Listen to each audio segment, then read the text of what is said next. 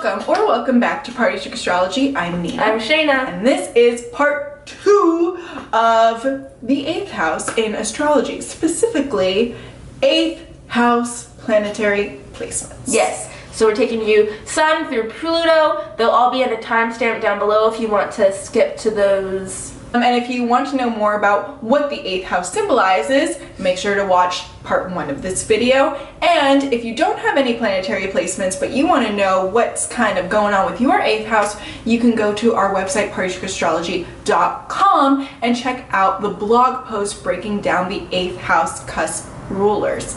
While you're over there and you feel like getting a reading, we also have those on partychickastrology.com/shop. And drag meets are back in stock, yay! And I think that's all we have to say. We do also have an astrology course. Oh yeah. In addition to the readings that we provide, we are also offering an astrology course, which is coming out after this series, which is supplemental to the course. If you want to gain a breadth and depth of knowledge in astrology, we're going to be providing that over 8 weeks after this whole series is done. In this video, we're starting off with Moon in the 8th house. This is very similar to the Sun. You are also an 8th house person. If you Sun or Moon in the 8th house, you are an 8th house person to your very core. Instead of the father being the person that, is probably the igniter of it, it's going to be your mother, probably. You probably have a very complicated relationship with your mother. Probably went through some sort of like metaphorical or actual death of your mom. You just found that anytime you might have displayed emotion, you were pegged as crazy. You were pegged as irrational. It was too much. You need to hide it. You need to put it away. And so inside you just stirs all these crazy, obsessive emotions, and you can't show them because it's too much, and there's all this paranoia surrounding your emotions, which just makes you more emotional and more paranoid and more this and more that and da-da-da-da. That Moon in the 8th house will have a lot of kind of seemingly random emotional outbursts as well. Yes, it's extremely twofold because you feel so deeply already as an 8th house person,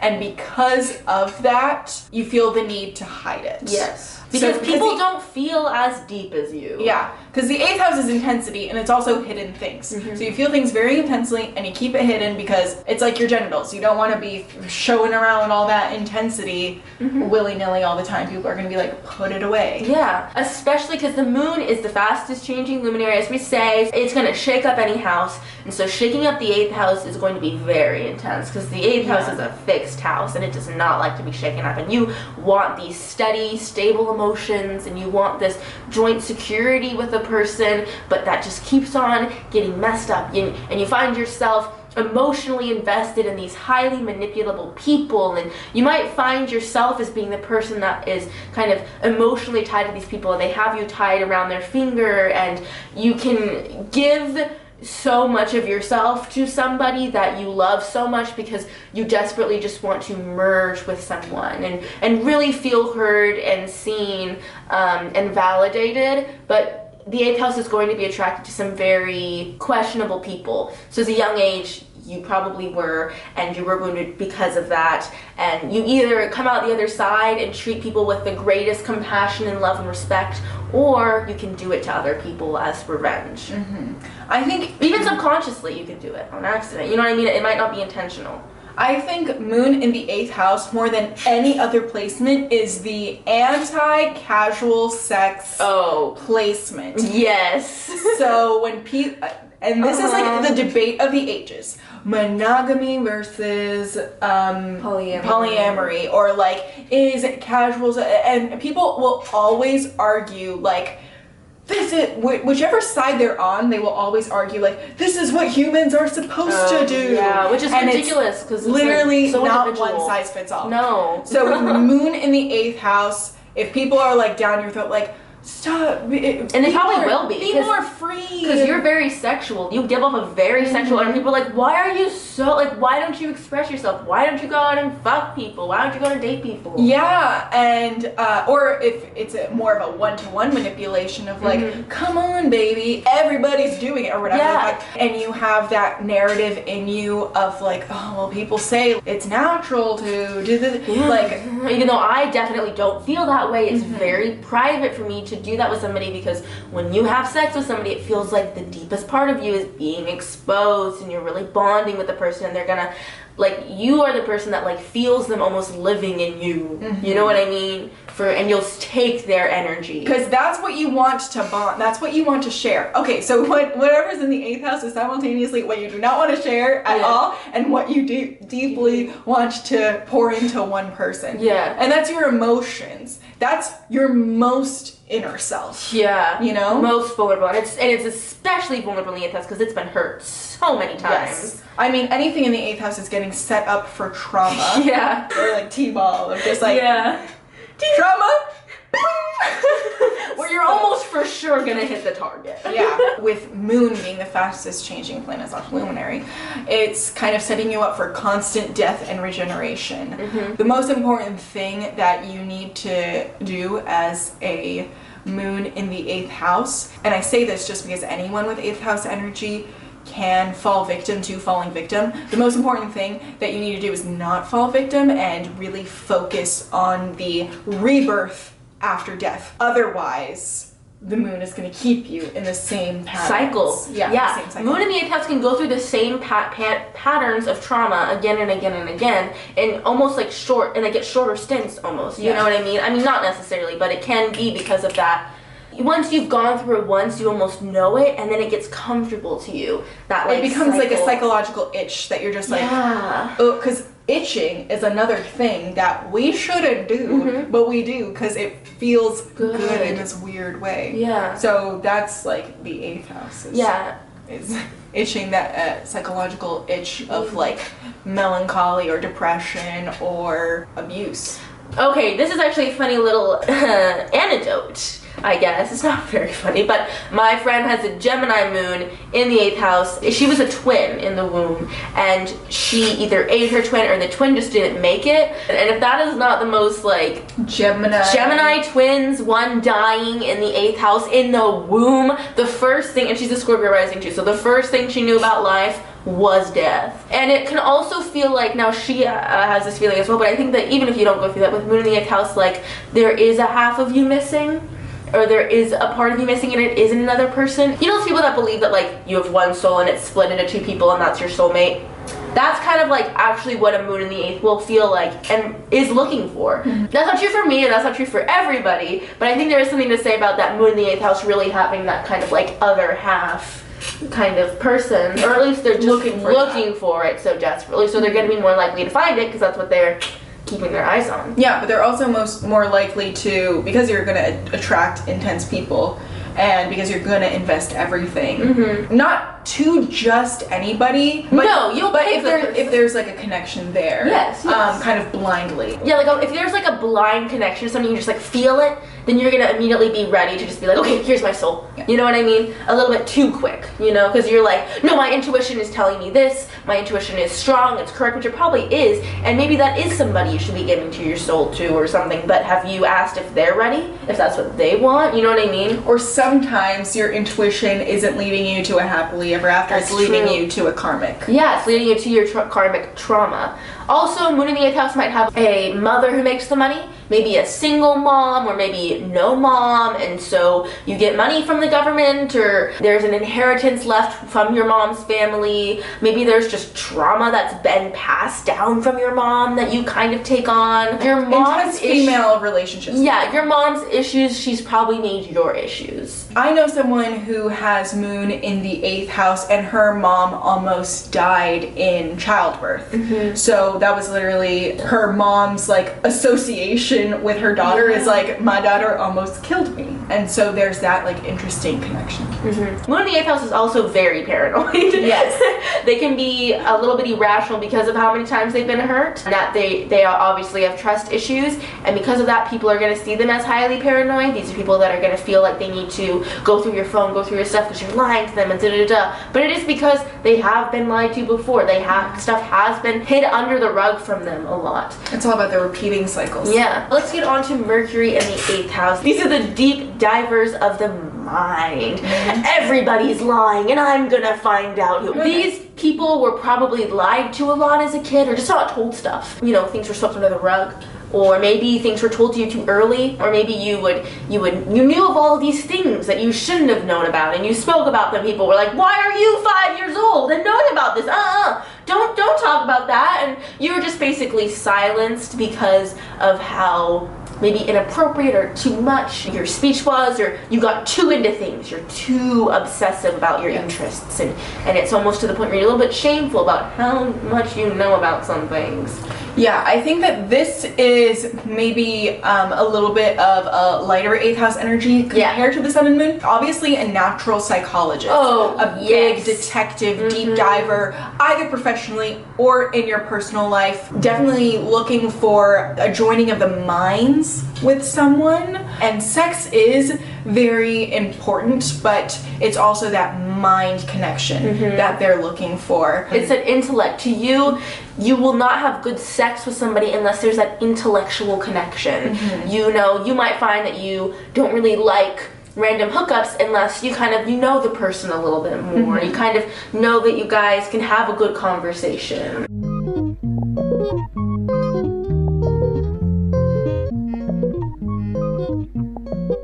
Maybe Mercury in the 8th house is more prone to hooking up, but one night stands still mean the world to them. Yeah, a little bit of that Gemini energy, and Gemini can find an intellectual connection with just about anyone. Yeah. I also think that Mercury in the 8th house might be a little more showy, not like showy as in like, a little less reserved about their 8th house tendencies or 8th house interests. Because it's not as looked down upon as other things. In this society, if you're just talking about these things, it's not as personal. It still is personal. You don't have to share how personal those stuff is. You can talk about it from a more, you know, you can come from a more like, oh, I just know about this stuff because I'm interested, I'm curious. You know, it can be easily masked, I think, is what makes it kind of like that. There is trauma around your speech and the things that you say and the things you've heard people say and what people have said to you, and, you know, maybe people have really cut you deep with their words, and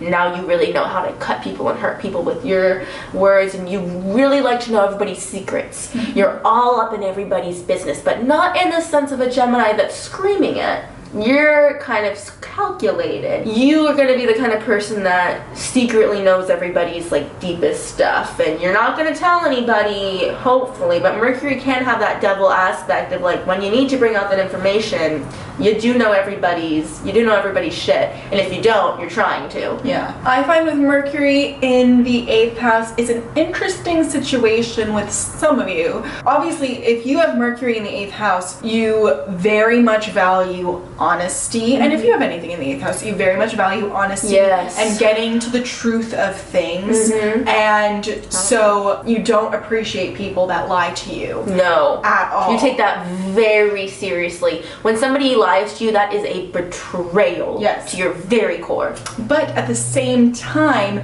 you are going to be a little withholding with your tongue. You're not necessarily going to spill all of what you're thinking or what you're feeling even or going through, or your mind's a little fucked up too, so you're not going to let people know how kind of fucked up you can be. I think that these are the people who will withhold facts for some reason. For sure. For their benefit. Yes. You know? Yes. If they're talking about how annoyed they are that so-and-so lied to them about this, this, and this, they're very quick to not mention how this all started.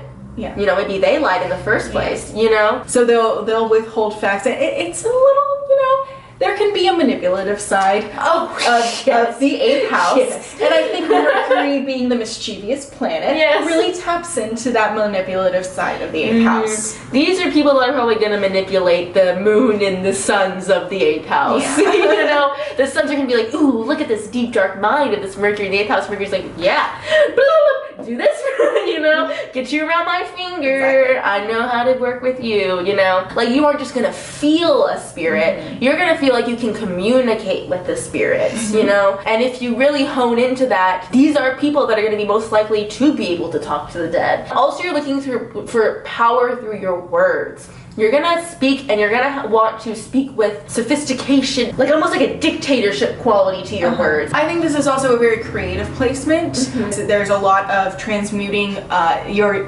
deepest emotions through your words in an artistic way. It can be. You do one or the other. You're kind of withholding. Depends on who it is, how much But you trust the also person. share. Depends also on the rest of your chart. What sign it's in. If it's in Gemini, you're gonna share a lot more than a Cancer Mercury. Yeah, because these are also like the more deep divers and obsessors of the 8th house. Sun and Moon in the 8th house don't really want to show off their interests so much.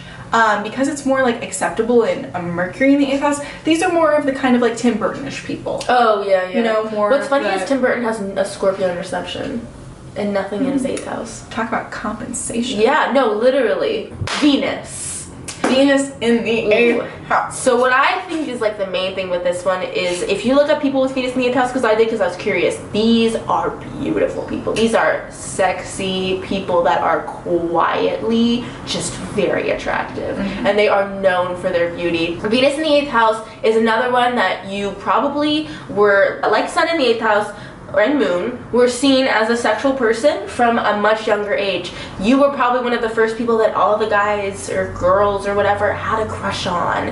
And you find that when people get crushes on you, it's not like, oh, this person has a crush on me, that's so cute. It's like, this person is obsessed with you. These people are stalking you. These people are writing you love letters daily. They're coming to your window. They are completely head over heels infatuated, to the point that it can scare you how much people can like you without you doing anything. But I also think that Venus in the 8th house will also, or may also be the person who everyone's like, this person is acting crazy obsessed with you.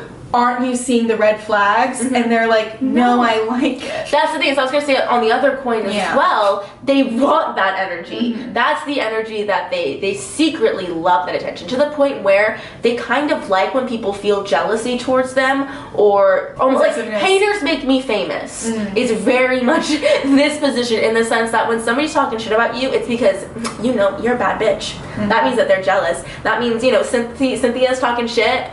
She says I'm this and this. Not just because she just wants to be as hot as I am, and she knows that everybody's fucking obsessed with me. You know what I mean? So you almost like that. Or if someone that they're romantically interested shows a little bit of jealousy towards other people, shows a little bit of possessiveness, because then that is affirming your value. And another thing that I said with Sun in the 8th house, which I think is even more apt with Venus in the 8th house, is you probably feel like a lot of your value hinges on your sexuality, or hinges on you belonging to another person. How attractive people find you. How sexually attractive others find you. Sun might be, how sexy do I feel? Venus is more like, how sexy do other people find me?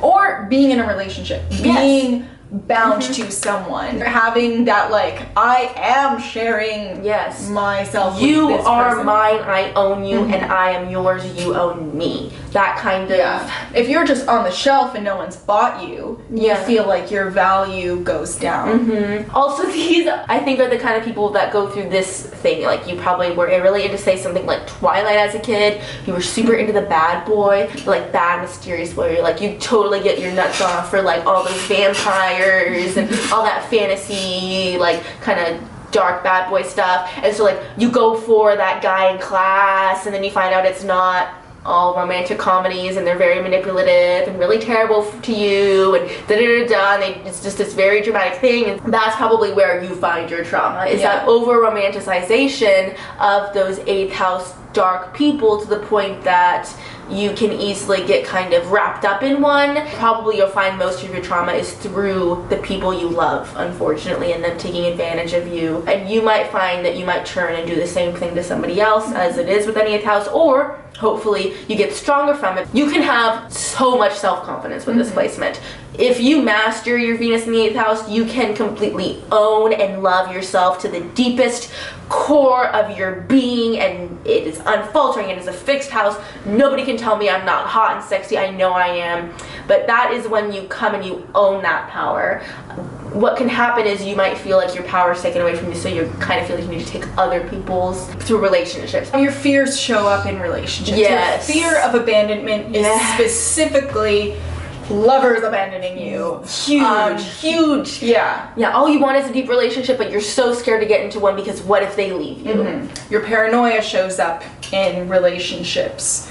Your intensity shows up in relationships. Everything of the 8th house shows up in your relationships. Interpersonal relationships. You can't hide these things when you're in one, but yet when you're not in one, you don't feel as fulfilled. You want to kind of share your burdens with somebody and take on others in the relationship. And you don't want to play the field. You don't want to share a little bit over here and share a little bit over here, and the more that I'm sharing with, the more valuable that you want, that real one. Yeah. 8th house is all about the one joint person, and that is especially and I think the appeal of Twilight and 50 Shades of Grey and all of that, where a lot of non-8th house or non-Venus in the 8th house people will be like, whoa, red flags, or I'm sorry to bring this up, but The Bachelorette, Luke P, everyone's like, red flags, but Hannah's like, I don't know, he's the one that I have the strongest feelings for. Venus in the 8th, Venus and Scorpio. Oh, Venus and Scorpio, there you go. Go off of your gut too much with who you like and not see those red flags. But I think the entire appeal of men like that is, like Hannah B says,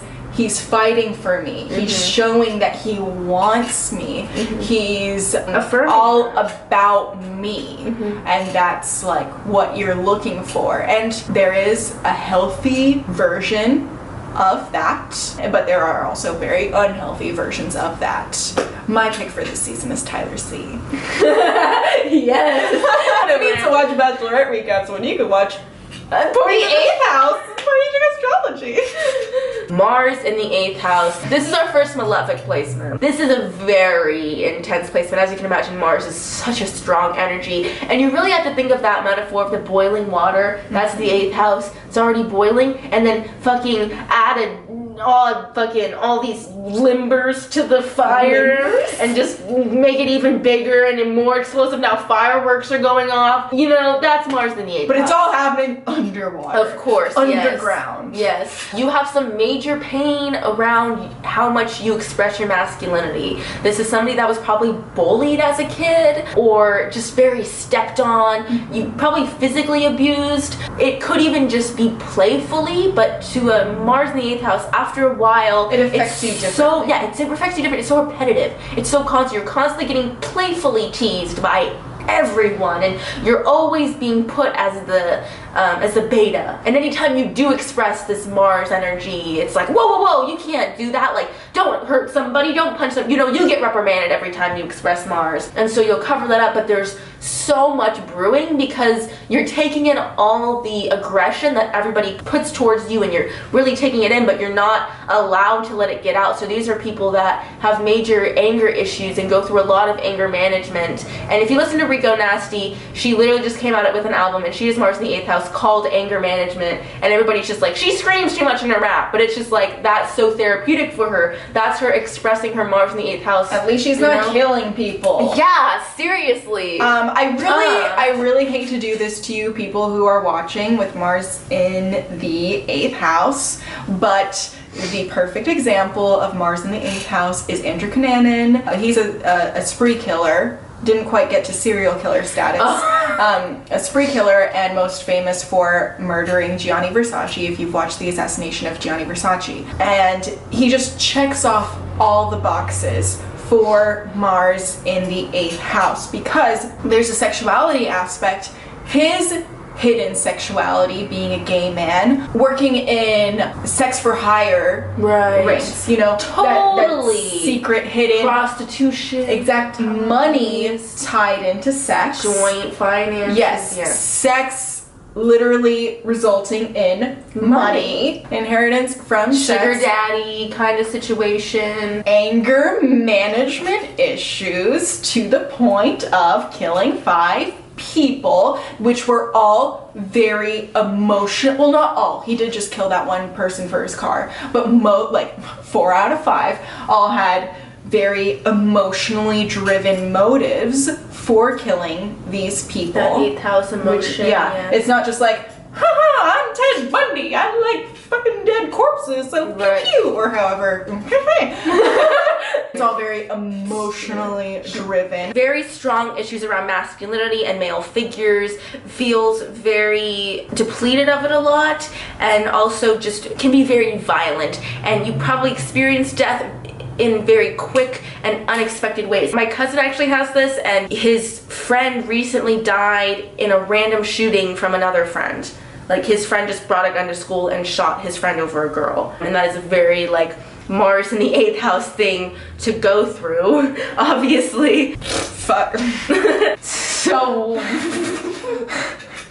It's in the middle of a segment. It's a new day. The camera died because you, Mars in the 8th house, you killed it. Like fucking all of these fucking serial killers. The camera died and it overheated. It needed a couple days to recuperate, and So here we are. we look different, and that's why. And I matched Mina this time. I got the... Yeah, you matched the room. I matched the room. I did. So Mars in the 8th house. I'm not sure what exactly we said, but this is just a very volatile placement. Yes. So we gave the example of, you know, like some serial killers might have Mars in the 8th house, but the more like real life down to, I mean, that shit happens in real life, don't be misled. But the more down to earth interpretation of it is really like the Mars in the 8th house people that I know, and even that I know very, very well, I just would never think. Yeah, You know? No. That's because these are the people that were probably, it was like pushed down in them so much. Sexual blockages. The 8th house is obviously a big theme of it is death. And I think with Mars in the 8th house, these are going to be people that probably deal with more actual physical deaths than others, and probably fast and violent deaths. Your loved one is going to be like taken away, maybe like quickly and suddenly and violently. Just like even if it's not a direct death that you experience death in a way that's Physical, visceral. Yeah, that's visceral, or that's just very unexpected and crazy. It like throws you for a loop. Yeah. For whatever reason. It might even be the thing that brings out your Mars. Yeah. And activates it, and you start like expressing these more angry and sexual tendencies. I have only seen a Mars in the 8th house become angry truly once. And this is someone that I knew very well, saw like every day of my life, and then when he was angry, he was like, who do I have to kill? Yeah. You know? But mostly it's just like you would never They're very brooding people on the inside, but you would never expect it. But this is intuitively a very sexual position because it is a sex planet, a sex house. It's not necessarily that like all and everything one person kind of sex. No. I think this is definitely the type of person who does appreciate that, but it's not entirely encompassing of their character. Like they can definitely still fuck around. This might be the kind of person that has a problem with either they have a sexual addiction, they want so much sex, they constantly want to just fuck people. It goes one of two ways, like they either are going out having a bunch of sex with everybody, blah blah blah, almost to an unhealthy state, or they're suppressing themselves so much, and maybe it's like a behind closed doors sexual addiction. You don't want to act upon it, you're too scared, so you never even have sex once just out of fear. It's like your Mars is so scary to you. You know your Mars has so much power over you that it can be very scary to let it out because you don't know how far you'll go. And these are people that almost feel like they probably need to keep it locked away because it's too much for this world, because it can be very scary. This is also someone who can be very sexually possessive. It's actually the sexual attraction to someone that ignites their wanting to bond. Yeah, you know, they're wanting to like have that person. You'd think that it would be a good placement because Scorpio does co-rule Mars, but that's why it's a bad placement. Anything with like the 8th house where it's like, oh, this like fits, it's like, no, that just makes it worse. That just makes you go down that hill too much. This I would say is one of the most like malefic placements in a chart. It can be healthy, but it's not going to be healthy your whole life. You can definitely get to a point where when you're older or more mature, maybe you go through whatever it is when you go through and you come out better the other side and you're able to really take hold of your anger and help people and heal people through those kinds of situations, through sexual traumatic, like maybe fast losses or just anger issues. You can really heal people from those, but that takes a lot to come out the other side. And I think that it's one of the hardest to come out the other side because it is so intuitive, they match up so well that it gets so comfortable. It is very deep for better or for worse. So you can tap into the for better, but there is always the for worse. Jupiter in the even if it's in the 8th house, you still say Jupiter. You have to expanding the fuck out of your 8th house. It's just what do we do? I think with Jupiter, considering that it's the planet of counsel and the planet that rules Sagittarius, that is all about knowledge and expansion, this is definitely the person that's going to want to dive in deep into the hidden things, and the occult, spirituality. And I think that Jupiter in the 8th house definitely has that emphasis on the spirituality, and not just the death and sex. No, the spirituality is going to be very much heightened with this placement because it brings out kind of the good stuff of the 8th house. Also philosophies that come up with their own philosophies, which is just a Jupiter thing in general, but with the 8th house, it's even more exaggerated because the 8th house deals with life and death, so it's philosophies about life and death. So these people are probably going to be very, very smart, or in the very least have opinions of their own. Both Jupiter and the 8th house are really about uncovering the truth. Jupiter is the truth seeker, and the 8th house is everything that needs to be uncovered. So I think that Jupiter in the 8th house is really about uncovering the truth. On top of that, shining a light on the dark. On top of that, it being the planet of counsel and the 8th house being a natural psychology house, like you are the type of person who people really do come to with their problems, and that you really feel a sense of fulfillment in helping people with their problems and advising people. Advise I think is a very specific word. People come to you with their problems, you advise them on how to deal with Counsel them. Almost like as a teacher would talk to a student. And it can get, I think, a little bit almost, I don't know if God complexy is the right word, because you can have this almost like, come here young grasshopper who just went through this trauma, I understand. And it can be a little bit, but for the most part, it's very helpful, of course. If it's a poorly aspected Jupiter, I think it can lean into this more. Jupiter expands everything. It's also kind of expanding the dark and the sadness. And this can kind of really, I think, get even more sad than anybody else can. You know what I mean? Because it does everything times 10, Jupiter. So when you get depressed, it's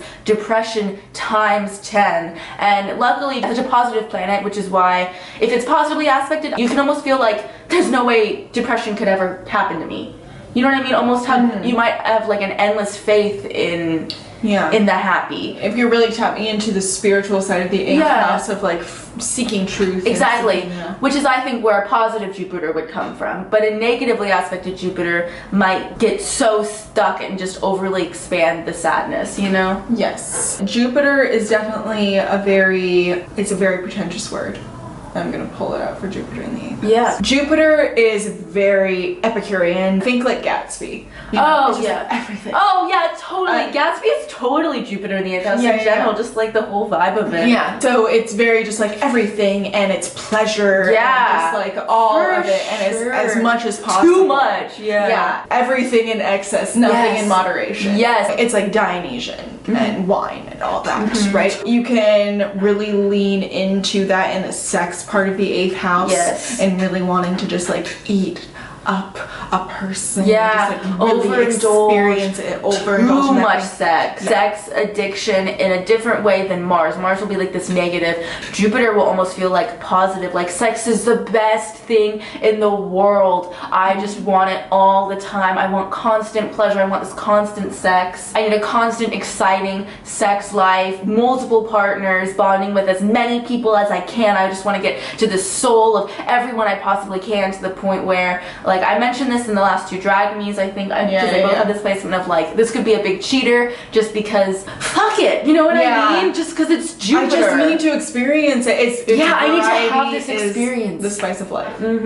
Almost to the point, and it can also not take responsibility for it because it's seen as such a positive thing. Yeah. You know? So the 8th house is depth and Jupiter is breadth. So you just want all the breadth and depth as possible. The world can offer. You don't just want to go deep into things. You want to go deep and then you want to go wide. Yeah. So these people really think. I know that sounds dumb, but they really, really think about things. But they also have this attitude of just go with your heart. Yeah. These people I feel like can romanticize pain for sure. I was listening to a podcast yesterday, kind of like a Q&A thing, I think, and like one of the questions was, how do you deal with feelings of regret? And this person said, you know, I always think about, like, in terms of things that I regret sexually, is I can't get mad at myself for wanting something that I wanted at that time. Oh, that's exactly it. Yeah. That's why they cheat. Because they can't get mad at what they want. I satisfied that want. That's so good. I can't get mad at myself for that. Yeah. Because Jupiter doesn't dwell very much in the negative. No, it doesn't want to. That's not fun. Yeah. Yeah, and I feel like with a positively aspected Jupiter, you might be in relationships that allow you that kind of freedom, but a negative Jupiter might get themselves into much more committed things over the want to bond and just then be like, But it is difficult because it's in the 8th house, so it does want to bond. And it does, but it wants to bond with as many people as it really does need the variety as the spice of life. Yeah. I'm just gonna say, anywhere in the world, you're gonna find someone who's into the same thing as you, right? So just find someone who's into the same thing as you, someone who you can agree with, make up your own rules that don't necessarily have to dictate like society's rules, but as long as you two are on the same page, because you don't want to hurt someone by promising them something. Overpromising them something. In reality, you need more than that. Saturn in the 8th house. The first thing I'm going to say about Saturn is when you put it in the 8th house, like let's say you have such just a happy, nice little chart, and then you put Saturn in the 8th and they're immediately just so much Saturn. It's such a strong, overpowering position, and this really just gives that general pigpen kind of cover of gloom. Yeah. Not even melancholy. With Saturn, it's just gloom. Very suppressive of your sexual side. Incredibly suppressive of yourself. You see sex as 8th house sex. You see it as the most important thing almost. And it's serious. Such high stakes. This is not fun and games. That's it. It's like, it's high stakes. It's not only like meaningful and deep, but it's important and it's high stakes, and there's a lot of lessons to be learned from it. The 8th house is already trauma, and Saturn is lessons. You're already supposed to like intuitively learn lessons from trauma. But with Saturn in the 8th house, you have to learn lessons through trauma. And you're going to be faced with a lot of dark things. It's just a very heavy energy. Both of these energies are very heavy. So anytime that something in the 8th house just seems too intuitive, it's a lot. Capricorn and Scorpio, like they sextile, they do go along, but they can go along for all the wrong reasons.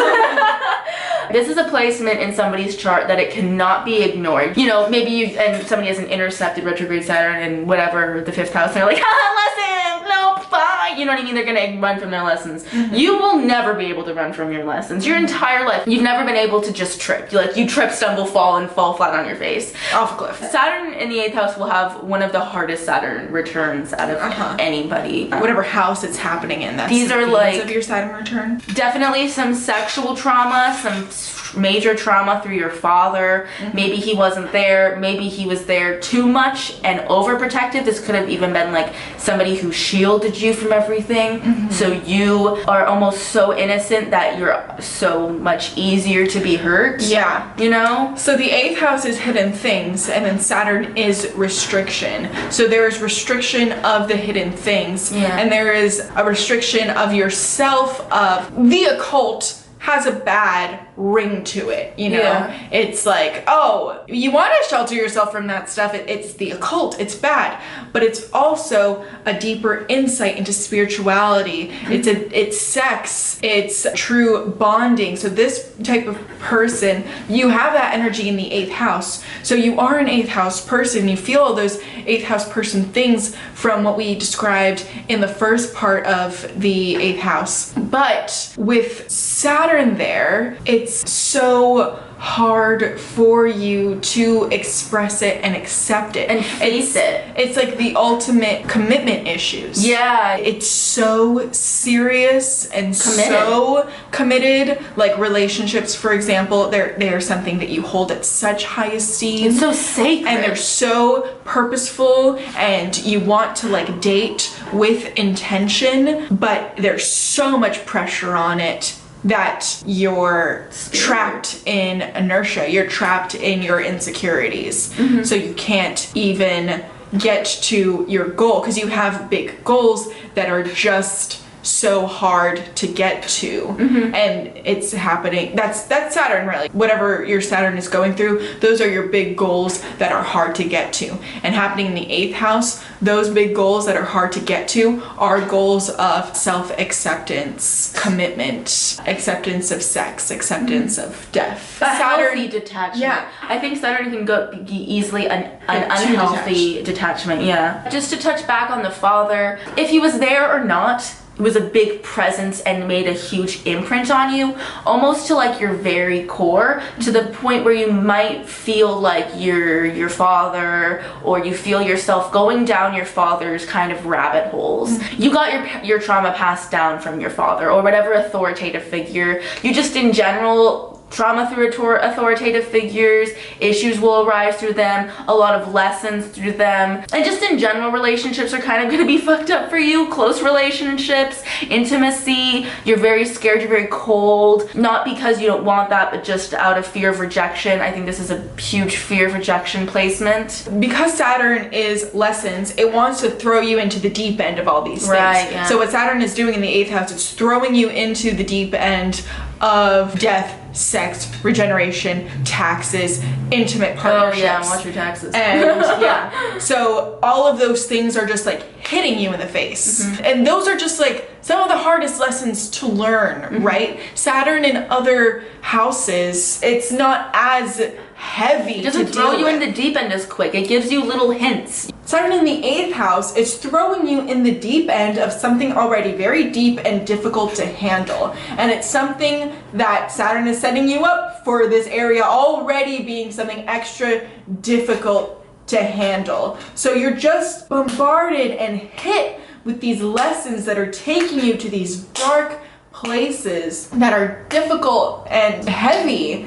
And then you develop these issues around them, because Saturn is also like your issues. You develop these issues around them that trap you inside of yourself, that give you so much fear and restriction for yourself and in sharing with others, and commitment issues. That's why it's hard to have Saturn in the 8th house. You probably know better than we do. Yeah. Another major thing with this is control. Issues for control. These are people that feel the need to control themselves in every aspect and everything they do, and have control over a situation, and they are so nervous and constantly scared of losing control, and they will probably turn down a lot of fun opportunities in their life just out of the sheer fear of, what if this happens? Oh my god, if I don't have complete control over a situation, I don't know what position I'll be in, what I'll have to do. The unexpected is so scary. You're not somebody who likes putting themselves out there. And fear, it's just a big fear.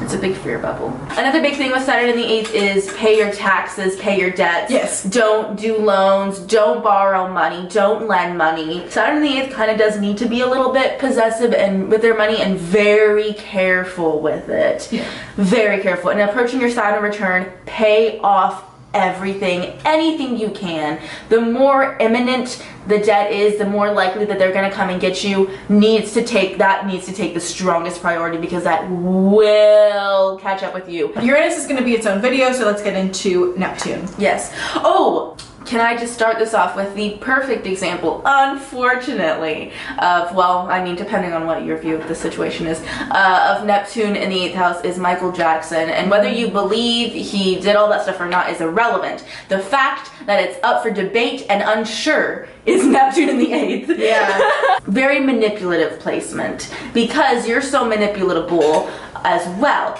Because Neptune is going to do this thing with the 8th house of Neptune has no bounds.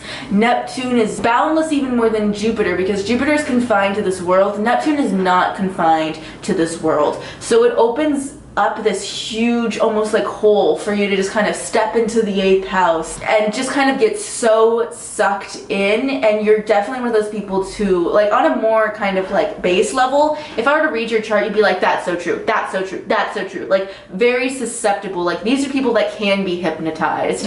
Whether they actually are being hypnotized or not, they don't even know. But they're just gonna so easily give themselves to matters of the 8th house. Yeah, Neptune and the 8th house is again a pretty intuitive pairing, just because they are both very psychic things. The irony with Neptune is that Neptune endows you with great intuition and insight and psychicness, but it also predisposes you to being more disillusioned and gullible. Huge. So it's this huge paradox of, am I being psychic and intuitive right now, or am I being an idiot? Yeah. With Neptune, me all the time.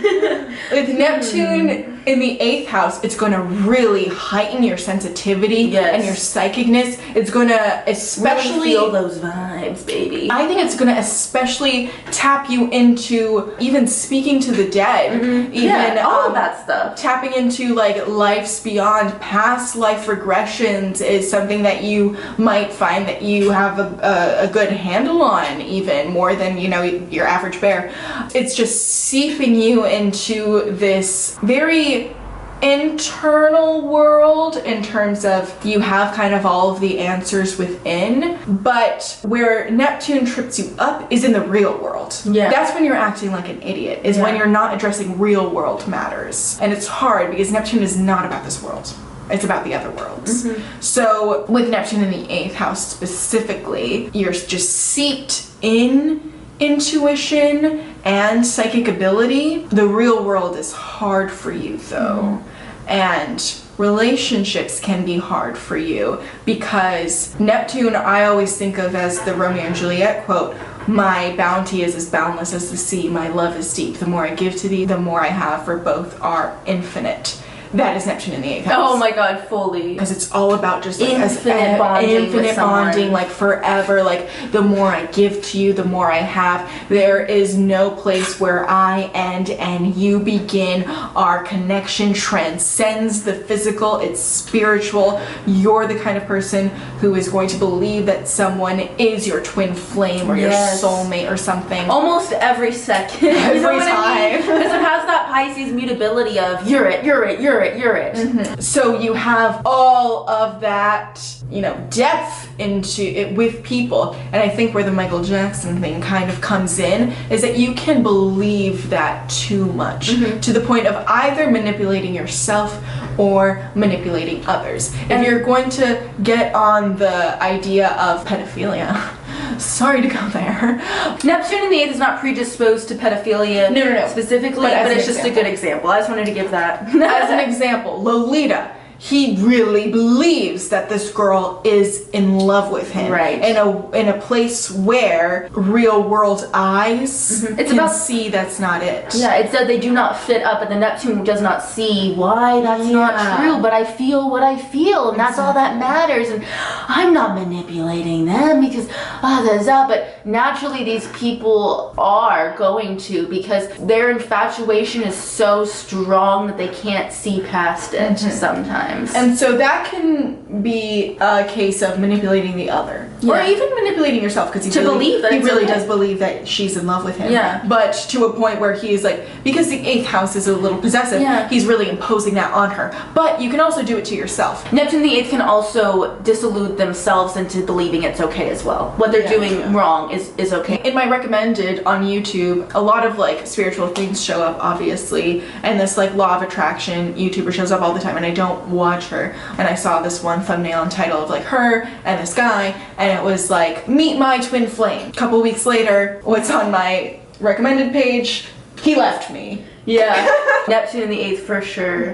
Because they want to kind of blend with somebody, right? They kind of want to do this, and that's in every way. So these people, Michael Jackson, he was so rich, but somehow he was in financial issues a lot because he didn't know how to spend his money. You will give and give and give, and just what's a bank account? It doesn't matter. Everything's fine, Everything's fine. Kind of delude yourself. Also, these real world matters like money don't really matter to you as much. What mine is yours. What's yours is mine, so let's just share. But not everybody has that opinion, so you might give and give and give, and then your bank account's empty, and maybe they didn't give back, maybe because they also can't. You pick somebody who is in a financial situation that they have no money, and you're now in debt as well. Like, you're somebody who would take on somebody's debt and think everything's fine. Ask for a loan and not worry about it. Really kind of be irresponsible with your taxes and irresponsible with your finances like that. Also, this is kind of the Tim Burton-esque vibe as well. Yes. In terms of just like And just the romanticizing the aesthetic. dark. Yeah, aestheticizing. Is that a word? Yeah, Turning like dark and, Yeah. and deep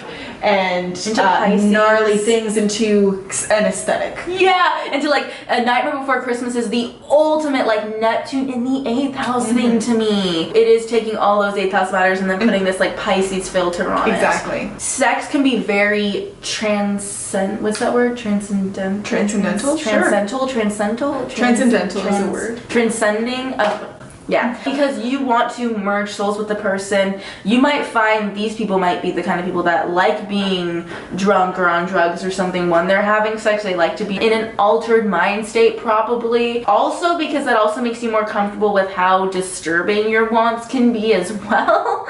These are just people that I feel like have very disturbing minds and images and imaginations. I feel like these people can have dreams that keep them up at night, a lot of fears, because of how they can take one thing and just their mind will go crazy with this idea and it will just unravel this whole thing because they're boundless, and so their imagination is boundless because Neptune does represent imagination. But in the matters of the 8th house, you're taking every little thing and putting it through this filter of like everything dark in the world. So you take, oh, this good event happened, and now because of it, like, what's the bad stuff that can come with it? But then retransforming the bad into the good. Right, Into yeah. like this positive, rosy version. Yeah, because these can be one of the most highly imaginative and creative people out there, very spiritual people in general, but to the point where Neptune can easily get carried away. I think it's very admirable, a lot of Neptune qualities, and especially that just like eternal givingness. There's like this quote that is, don't walk an ocean for someone who would only walk over a puddle for you. Right. And Neptune like, will always walk the ocean. yeah, Neptune is just, and I agree with this to a point of just like, no, you shouldn't withhold Right. your love Yeah. and only give it to someone who's going to give something back to you. Like, you Right. should love unconditionally, but you also do need to protect yourself. I think and that's, Neptune can't see that societal line. Yeah. Of like, but I'm just loving them unconditionally. Yes, but you know, you're 12, that person is 40, and they're taking advantage of you. Yeah. Oh no, but I just love them unconditionally. Pluto in the 8th house. This is the most intuitive position. and the most intense position I think in a birth chart. Honestly, yeah. With Pluto in the 8th house, it's just like you're an 8th house person through and through. Yes. But the extra grit that it adds to it is a serious tendency for obsession. Yeah, that's what I was gonna say. It takes the obsession angle of the 8th house and just multiplies Yeah.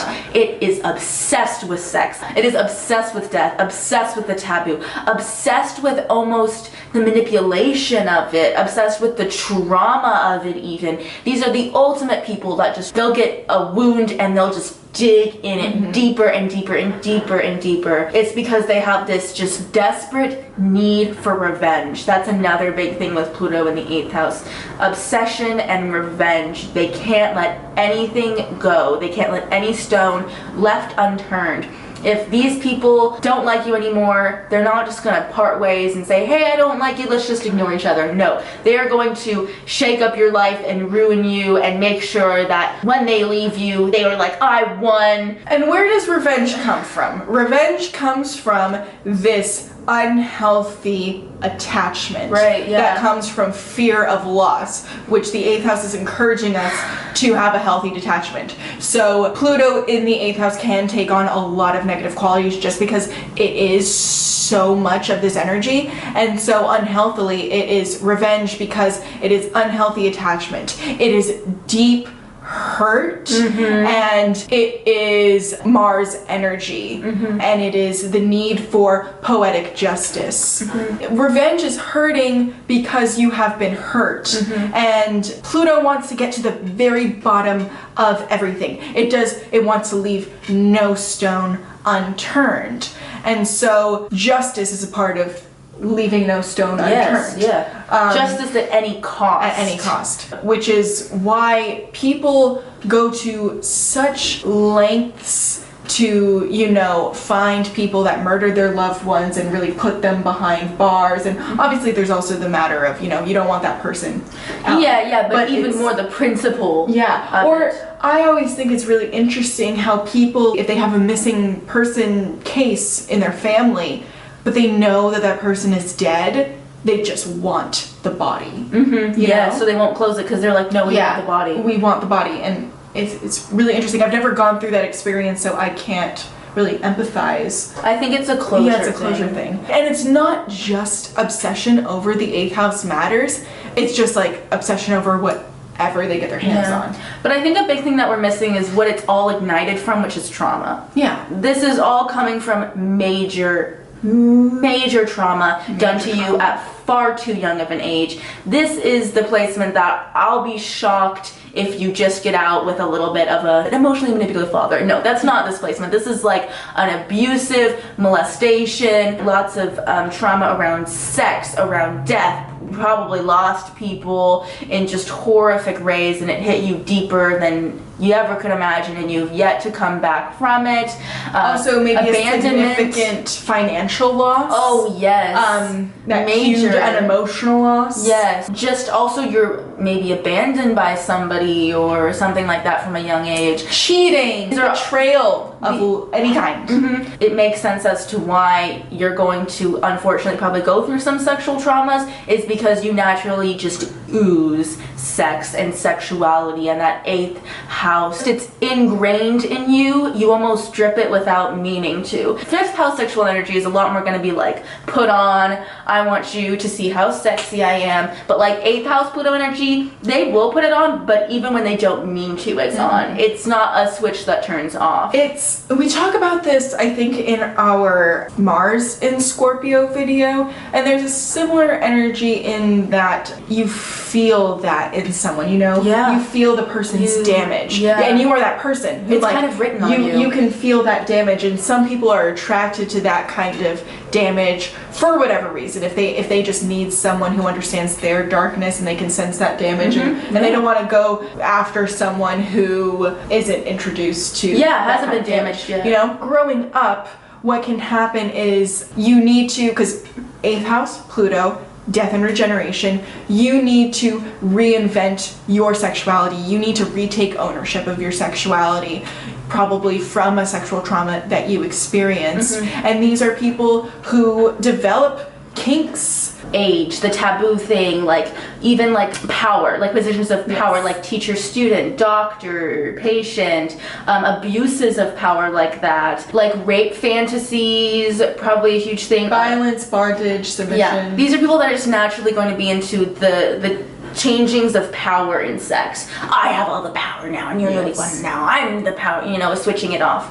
Also, going back a bit, so with you naturally oozing sexuality from a young age, you're going to be the target You know what I mean? It's like a catch-22 because you naturally drift this. You're going to be more naturally the target for these traumatizing events because these people will see you and they feel your Pluto and they're gonna go after the Pluto in the 8th house. Pluto in the 8th is just setting you up for trauma. You know? Yeah, and no matter what the rest of your chart is, this might be a very bubbly or tame chart, like person or chart, and then you like with Saturn similar, but you add Pluto in there, and it can just completely change a person because it is two such strong energies that want like almost scream over everything. So you can really feel like, why do I feel like such a Scorpio even though all the energy that I have in me is like air? You know, like I relate so much more to this Scorpio energy, and that's because Pluto in the 8th house can really take those themes of of Scorpio and magnetize them, and you'll kind of see everything in your chart through the lens of the 8th house almost.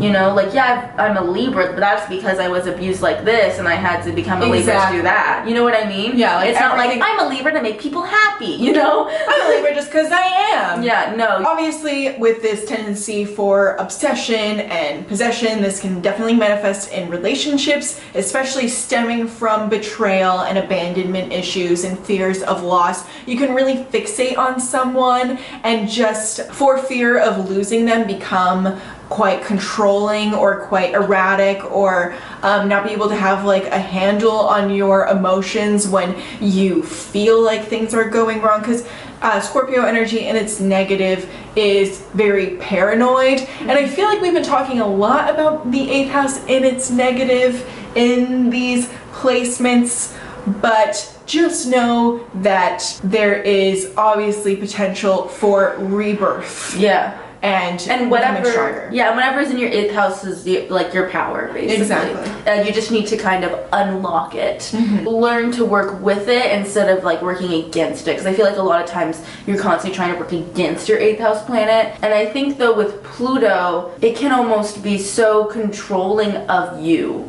unfortunately, that it can feel like you don't have a handle on your Pluto in the 8th house. And especially because not our year, but just a little bit before us, for 30 years Pluto was in Scorpio. So the most people probably watching this video, honestly, if you have Pluto in the 8th house, you have a big chance of having it in Scorpio, which only just adds to it even more, and even I think adds to the whole like it has power over you, you don't have power over it thing. So I think it can be one of the hardest ones to kind of take and transform, even though it is completely all about transformation.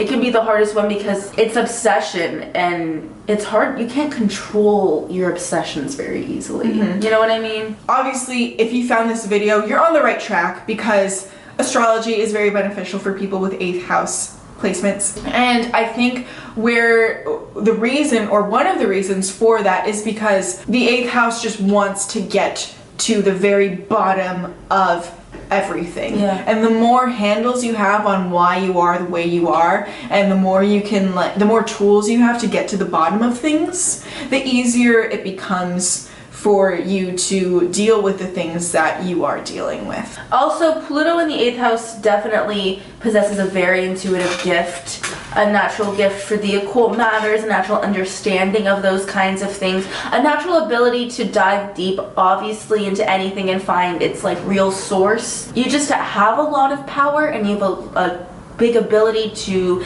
manipulate the power in the room for good or for bad. So like if you're somebody who's naturally a very good leader, you can take power and be very comfortable with it, and you can know how to use it. But this obviously with the 8th house can turn into an obsession with having all the power and always needing to be in your court and that kind of stuff. You just need to hold things lightly. Yeah. Is the message of the 8th house. Yeah, and very transformative sex. Pluto in the 8th, I think, can go one or the other as well, of a lot of sex or no sex. Yes. And I think it's hard for them to find the sweet spot, because I feel like they'll go through no sex periods if they're scaring themselves. And so it's like you don't want to, like I said, kind of with like Mars, you don't want to let it go because you don't know how much it'll take over, and it can easily get a hold on you.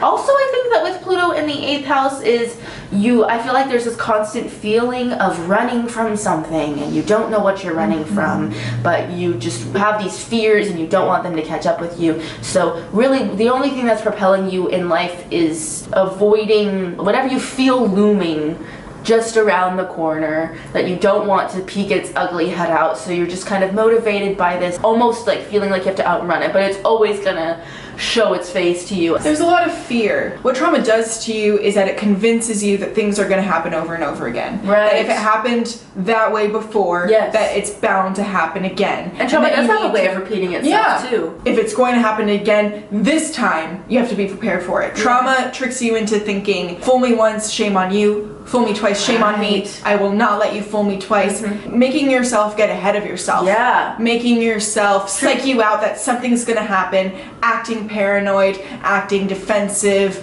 or reserved, or just creating a defense mechanism to prevent that trauma from happening again. Those defense mechanisms are not always on our side.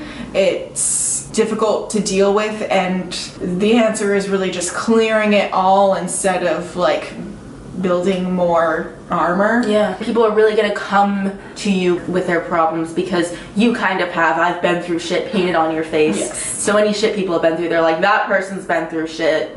I can share it with them. I feel bad because I keep on dwelling on the negative, and I know that.